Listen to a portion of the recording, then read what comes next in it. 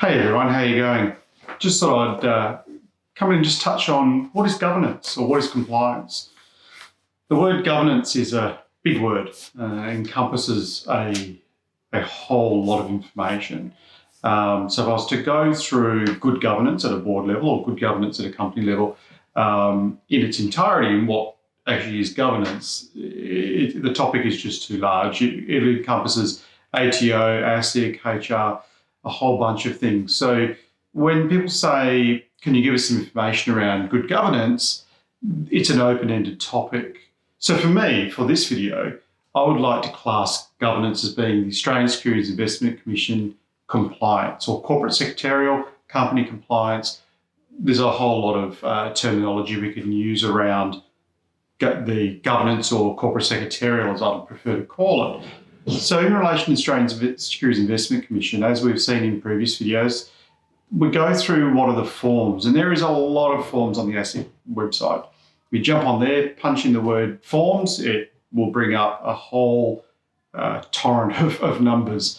And it can be quite overwhelming. You could look and go, oh my gosh, what do I need to know? And you look at the replacement rules of the book's about this thick and you go, oh, hang on, help. This is, I'm going to sink. But there's a lot of ways of doing this. And ASIC try to make it easy, and they don't always tell you everything, unfortunately, for a number of reasons, and I won't go into the reasons. I agree and understand the reasons why they don't give all the information, but I'm not going to go through that in this video. Yes, you can jump online to the ASIC website, grab your corporate key, log in, change your director, which is your 484, change your shareholder, 484, appoint, remove an agent, form 361 or 362, change your company name, 205, do your share transfers, do your address changes. All that can be done on the ASIC website, on the portal. It's awesome. It's a great service. There's a lot of people around there who have systems that you can just jump on, punch in the information, it'll lodge it with ASIC, or home and host. Well, you're not, unfortunately.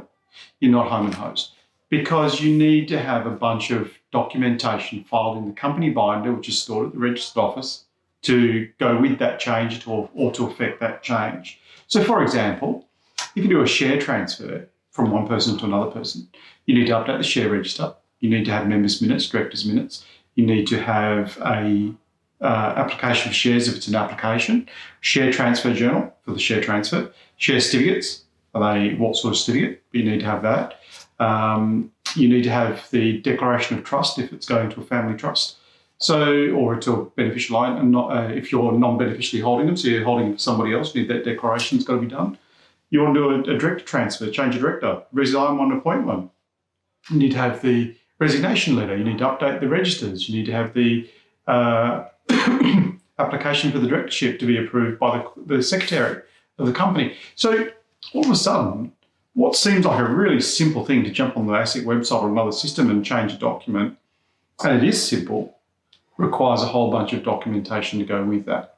So the next question you're going to ask me is, well, where do I find out what's required? It's a really good question. When you find the answer, let me know and I'll pop it on the video. It's very difficult to find, unless you're a part of the Governance Institute of Australia or Australian Institute of Company Directors or one of those sort of governing bodies. Even the accountants have CPA, CA, and all those governing bodies. And they possibly have some really good information and some very good resources which will help you to know the basics of what is required to effect a change. You can always call us and we can step you through what's required.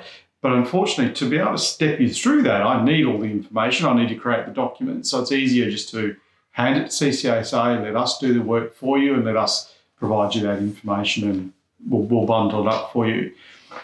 Even the annual review, part of the ASIC requirement is not only to pay the fee within the 8 weeks. At the moment, they give you 8 weeks to pay it. So you need to pay it in the 8 weeks, but you also need to pass a solvency resolution to say you're a going concern. Now, if you don't do that, you're in breach of the Corps Act. If you don't update your registers when you make changes to directors or shareholders, you're in breach of the Corps Act.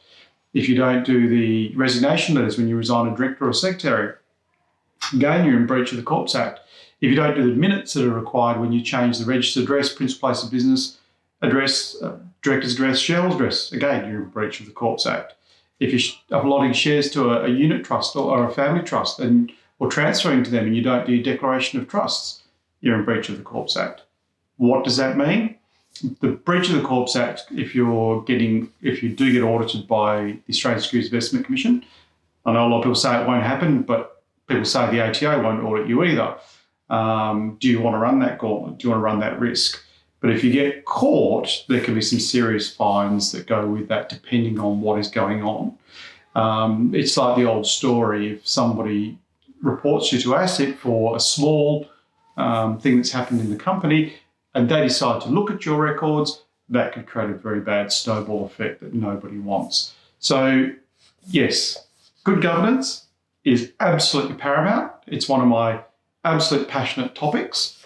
But not only that, the part of governance, or the good governance that you need to ensure is right, is your corporate secretarial services. You need to know that form has 28 days, that form has 14 days, that form, it doesn't matter when it gets lodged, there is no timeframes on it.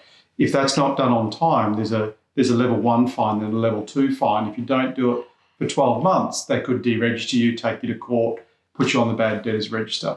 You need to know all that sort of information. And I know I'm throwing a heap of data at you very quickly, but you need to know that in order to be able to go forward, keep good compliance, keep good records, remain compliant to the Australian Securities Investment Commission, and remain compliant to great governance. So should you get audited by the ATO, should you get audited by ASIC, should you be called to court because an employee or ex-employee is taking you to court, you know all those records are correct, up to date, and where they need to be.